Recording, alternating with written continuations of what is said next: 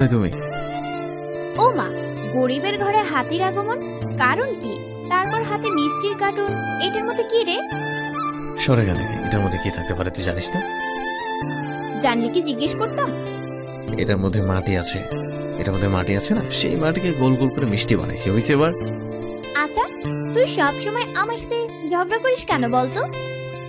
তো কি করব? তোকে আদর করব? তোর ভালোবাসায় আমাকে রাতে ঘুমাতে দেয় না, তুই জানিস না রানা? শিল্পী চোখ বন্ধ করে এইগুলো বলে আর রানা চলে যায়। শিল্পী চোখ খুলে দেখে সে কোথাও নাই। রানা তার চাচার কাছে চলে যায়। থাক বাবা, ওঠো। আর সালাম করতে হবে না। কি হয়েছে এমন সালাম করতে হবে?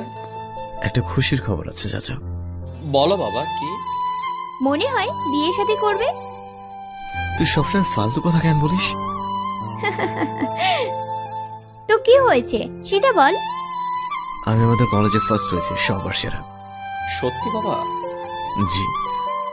দেখ, তুই শুধু কলেজে যাস আর আসিস, আর একে দেখ কত ভালো ছাত্র। শিল্পীর দিকে ইশারা করে। হয়েছে, আর প্রশংসা করতে হবে না। আমি জানি রানা নকল করে পাশ হয়েছে। চোর কখনো ভালো হয় না, চোর অন্যকে চোর বলে। মানে তুমি কি বলতে চাও? তার মানে আমি চোর? নকল নিজে করে